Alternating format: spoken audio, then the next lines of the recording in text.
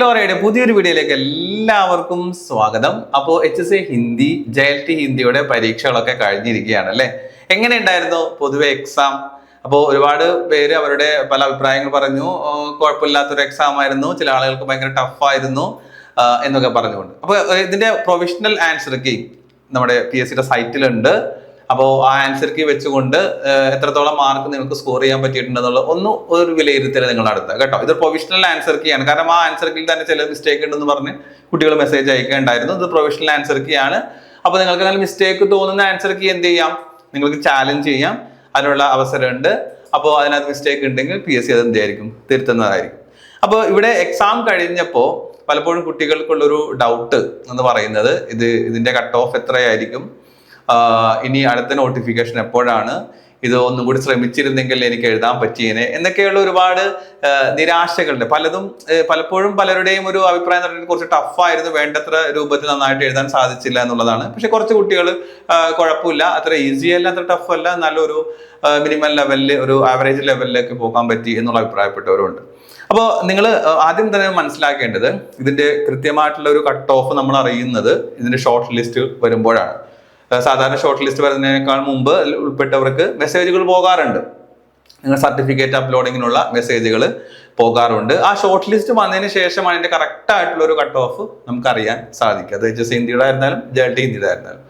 അപ്പോൾ ഇവിടെ നമ്മൾ മനസ്സിലാക്കേണ്ട ഒരു കാര്യം എന്ന് പറഞ്ഞിട്ടുണ്ടെങ്കിൽ, എക്സാം ടഫാണെങ്കിൽ, ഭയങ്കര ടഫായിട്ട് പോകുന്ന ഒരു എക്സാം ആണെങ്കിൽ കട്ട് ഓഫ് കുറഞ്ഞായിരിക്കും നിൽക്കുന്നത്. ഓക്കെ, നേരെ മറിച്ച് വളരെ ഈസി ആയിട്ടുള്ള സിമ്പിൾ ആയിട്ടുള്ള ഒരു എക്സാം ആണ് എങ്കിൽ അതിനനുസരിച്ച് കട്ട് ഓഫ് കൂടും. കാരണം എല്ലാവർക്കും ഈസി ആണല്ലോ, എല്ലാവർക്കും എളുപ്പമാണ്. അപ്പൊ അതിൽ നിന്ന് PSCക്ക് വേണ്ട ആളുകളെ കണ്ടെത്തുക എന്ന് പറഞ്ഞിട്ടുണ്ടെങ്കിൽ അങ്ങനെ കട്ട് ഓഫ് കയറിയിടും. നേരെ മറിച്ച് ടഫ് ആകുന്ന എക്സാമുകൾക്ക് പൊതുവെ കട്ട് ഓഫുകൾ എന്ത് ചെയ്യും, കുറഞ്ഞിട്ടുള്ള ഒരു സാഹചര്യമാണ് ഇതുവരെ വന്നിട്ടുള്ളത്. പിന്നെ നമുക്കറിയാം, ഇത് ഒരുപാട് ജില്ലകൾ ഒരുമിച്ച് വിളിച്ചിട്ടുള്ള ഒരു എക്സാം അല്ല. അപ്പൊ അതുകൊണ്ട് തന്നെ കുറച്ചുകൂടി കോമ്പറ്റീഷൻ എന്ത് ചെയ്യും, കൂടാൻ സാധ്യതയുണ്ട്. ഇപ്പോൾ നമ്മൾ എക്സാം എഴുതിയിട്ടുള്ളവരിൽ ഒരു പോളിംഗ് നടത്തി കഴിഞ്ഞപ്പോൾ ഒരു ആവറേജ് മാർക്ക് എന്ന് പറയുന്നത് 45, 50, 55 ആ ഒരു റേഞ്ചിലുള്ള മാർക്കാണ് പല ആളുകൾക്കും, ഭൂരിഭാഗം ആളുകൾക്ക് കിട്ടിയിട്ടുള്ളത്. 40 താഴെ നിന്ന് പോൾ ചെയ്തിട്ടുള്ള ആളുകളുണ്ട്. അപ്പോൾ ആ ഒരു ആവറേജ് മാർക്ക് വെച്ചിട്ട് എത്രത്തോളം ആയിരിക്കും ഇതിന്റെ ഒരു കട്ട് ഓഫ് വരാൻ സാധ്യതയുള്ളതെന്ന് നിങ്ങൾക്ക് ഊഹിക്കാവുന്നതാണ് കേട്ടോ. ഇതിന്റെ കറക്റ്റ് ഉള്ള ഒരു കട്ട് ഓഫ് അറിയണമെങ്കിൽ PSCയുടെ ആ ഒരു ഷോർട്ട് ലിസ്റ്റ് പബ്ലിഷ് ചെയ്യുമ്പോഴാണ് കറക്റ്റ് ആയിട്ടുള്ള കട്ട് ഓഫ് അറിയുന്നത്. പക്ഷെ ടഫ് ആണെങ്കിൽ പൊതുവെ കട്ട് ഓഫ് കുറവാണ് എന്നുള്ള സംഭവത്തിലേക്ക് നിങ്ങൾ മനസ്സിലാക്കുക. പക്ഷേ PSCക്ക് ആവശ്യമുള്ള ആളുകൾ എത്രയാണോ അതിനനുസരിച്ചിട്ടായിരിക്കും PSCയുടെ കട്ട് ഓഫ് മാർക്കുകൾ കൂടി കുറഞ്ഞും കൊണ്ടിരിക്കുന്നത്. ആ കാര്യങ്ങൾ കൂടി നിങ്ങൾ മനസ്സിലാക്കുക. ഇനി അടുത്തൊരു ചോദ്യം നടത്തിയെങ്കിൽ അടുത്തൊരു നോട്ടിഫിക്കേഷൻ എപ്പോഴാണ്, കാരണം ഇത് വേണ്ടത്ര ഒരു പെർഫോം കാഴ്ചവെക്കുവാൻ സാധിച്ചിട്ടില്ല എന്നുള്ളതാണ്. നിങ്ങൾക്കറിയാം, ഇപ്പോൾ ഈ അടുത്ത് നമുക്ക് ഒരുമിച്ച് JLT ഹിന്ദിയുടെ നോട്ടിഫിക്കേഷൻ വരികയുണ്ടായിരുന്നു അല്ലെ. ഒരു 1.5-2 വർഷത്തിനിടയിലായിക്കൊണ്ട് അവിടെ ഫുൾ ടൈം ആകട്ടെ പാർട്ട് ടൈം ആകട്ടെ ഒരുമിച്ച്, കഴിഞ്ഞ JLT പാർട്ട് ടൈം ആകട്ടെ ഫുൾ ടൈം ആകട്ടെ ഒരുമിച്ച് കുറെ ജില്ലകൾ വിളിച്ചത് കൊണ്ട് തന്നെ അവിടെ ആപ്ലിക്കൻസ് സ്പ്ലിറ്റ് ആയി പോവുകയും കോമ്പറ്റീഷൻ കുറച്ച് കുറയുകയും ചെയ്യും അല്ലെ. ഒരു ജില്ല 2 ജില്ലയൊക്കെ വിളിക്കുമ്പോൾ അതിനനുസരിച്ചുള്ള കോമ്പറ്റീഷൻ ഉണ്ടാവും. അപ്പൊ അതിന്റെ ഒക്കെ റാങ്ക് ലിസ്റ്റുകൾ വന്ന് ഇപ്പോൾ പല ജില്ലകളിലും നിയമനങ്ങൾ തുടങ്ങിയിരിക്കുകയാണ്. അപ്പോൾ അത് 1 വർഷം കഴിഞ്ഞിട്ടുള്ള റാങ്ക് ലിസ്റ്റിലുണ്ട്, ഇപ്പോൾ 1.5 വർഷം ആകുന്ന റാങ്ക് ലിസ്റ്റുകളുണ്ട്.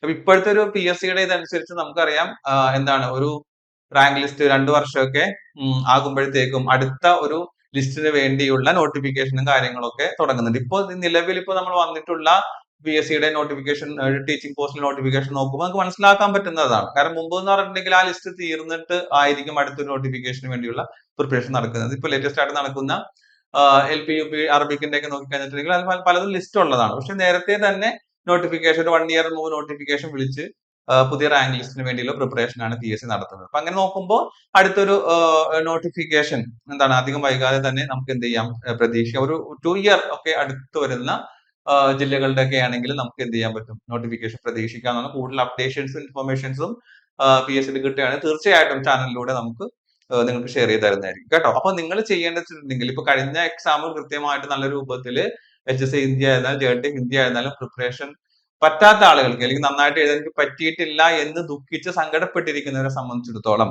അടുത്തൊരു എക്സാമിന് വേണ്ടി നന്നായിട്ട് നിങ്ങൾ സ്റ്റാർട്ട് ചെയ്യുക. നിങ്ങളുടെ തുടക്കം തന്നെയാണ് ഏറ്റവും പ്രധാനപ്പെട്ട ഒരു കാര്യം എന്ന് പറഞ്ഞിട്ടുണ്ടെങ്കിൽ. നമ്മൾ നോട്ടിഫിക്കേഷൻ വരട്ടെ എന്നോ അല്ലെങ്കിൽ അത് എക്സാം ഡേറ്റ് വരട്ടെ എന്നോ ഒന്നും ചിന്തിച്ചിരിക്കാതെ തന്നെ നേരത്തെ തന്നെ നിങ്ങൾ എന്ത് ചെയ്യുക, പഠനം തുടങ്ങുക. കൃത്യമായിട്ട് ആ സിലബസ് നിങ്ങൾ ഫോളോ ചെയ്യുക. സിലബസ് ഫോളോ ചെയ്തതിന് ശേഷം പലപ്പോഴും പല കുട്ടികൾക്കും പറ്റുന്ന ഒരു സംഭവമാണ് സിലബസ് പഠിക്കും. പക്ഷെ ഒരു പ്രാവശ്യം പഠിച്ചു കഴിഞ്ഞിട്ടുണ്ടെങ്കിൽ പിന്നെ അവർ ആ സിലബസ് കംപ്ലീറ്റ് ചെയ്തല്ലോ എന്നൊരു ആത്മവിശ്വാസവും അങ്ങനെയല്ല. ഒരു സിലബസ് ഒരു പ്രാവശ്യം നമ്മൾ കംപ്ലീറ്റ് ചെയ്ത് കഴിഞ്ഞാലും വ്യത്യസ്ത സമയങ്ങളിൽ ഒരു 3 പ്രാവശ്യമെങ്കിലും ഏറ്റവും കുറഞ്ഞ റിവിഷൻ നടത്തണം. ഏറ്റവും കുറഞ്ഞ പറയണം ഒരു 3 പ്രാവശ്യമെങ്കിലും ഈ റിവിഷൻ നമ്മൾ ആദ്യം മുതൽ പഠിച്ച സംഭവങ്ങളൊക്കെ ചെയ്തു നോക്കണം. എത്രത്തോളം റിവിഷൻ നടത്തും അത്രത്തോളം നമുക്ക് എന്ത് ചെയ്യാൻ പറ്റും, കുറച്ചുകൂടി ഓർമ്മ വരും, കുറച്ചും കൂടി ചോദ്യങ്ങളെ കൃത്യമായിട്ട് അറ്റൻഡ് ചെയ്യാനൊക്കെ സാധിക്കും കേട്ടോ. അപ്പോ അടുത്തൊരു JLTക്ക് വേണ്ടിയുള്ള പ്രിപ്പറേഷൻ നിങ്ങൾ നേരത്തെ സ്റ്റാർട്ട് ചെയ്യുക. അക്കലോറെ HS ഹിന്ദിയുടെയും JLT ഹിന്ദിയുടെയും ബാച്ചുകൾ നടക്കുന്നുണ്ട്. ഇപ്പോ സ്പെഷ്യൽ ഓഫറുകൾ ബാച്ച് നടക്കുന്നുണ്ട്. അപ്പോ ജോയിൻ ചെയ്യാൻ താല്പര്യമുള്ളവർ, കോഴ്സിന്റെ ഡീറ്റെയിൽസ് കൂടുതൽ അറിയാൻ താല്പര്യമുള്ളവർക്ക് സ്ക്രീനിൽ കാണുന്ന നമ്പറിൽ കോൺടാക്ട് ചെയ്യാവുന്നതാണ്. നേരത്തെ തന്നെ നിങ്ങൾ പഠിച്ചു തുടങ്ങുകയാണെങ്കിൽ, ഇപ്പൊ ജോയിൻ ചെയ്താലും ഇല്ലെങ്കിലും നേരത്തെ തന്നെ നിങ്ങൾ സ്റ്റഡി തുടങ്ങി കഴിഞ്ഞിട്ടുണ്ടെങ്കിൽ കുറച്ചും കൂടി ആത്മവിശ്വാസത്തോടെ നിങ്ങൾക്ക് കിട്ടുന്ന ടൈം അനുസരിച്ച് മുന്നോട്ട് പോകാൻ നിങ്ങൾക്ക് സാധിക്കുന്നതാണ്. ഓക്കെ, അപ്പോൾ ഒരു അപ്ഡേഷനുമായിട്ടാണ് ഇന്ന് വന്നിട്ടുള്ളത്. ഇതിന്റെ ഷോർട്ട് ലിസ്റ്റുകളും മറ്റുള്ള അപ്ഡേഷൻസും കാര്യങ്ങളും നിങ്ങളെ അറിയിക്കുന്നതാണ്. അതുപോലെ തന്നെ നേരത്തെ പറഞ്ഞതുപോലെ ഈ പ്രൊവിഷണൽ ആൻസർ കീയിൽ എന്തെങ്കിലും ഒരു മിസ്റ്റേക്ക് നിങ്ങൾക്ക് തോന്നുന്നുണ്ടെങ്കിൽ നിങ്ങൾക്ക് അത് എന്ത് ചെയ്യാം, പ്രൂഫ് അടക്കം ചലഞ്ച് ചെയ്യാവുന്നതാണ് കേട്ടോ. അപ്പൊ ആ ഒരു കാര്യങ്ങൾ കൂടി നിങ്ങൾ ശ്രദ്ധിക്കുക. അപ്പോൾ ഇതിന്റെ പുതിയ അപ്ഡേഷൻസും കാര്യങ്ങളുമായിട്ട് നമുക്ക് വീണ്ടും കാണാം. അതുവരെ എല്ലാവരും ബൈ ബൈ.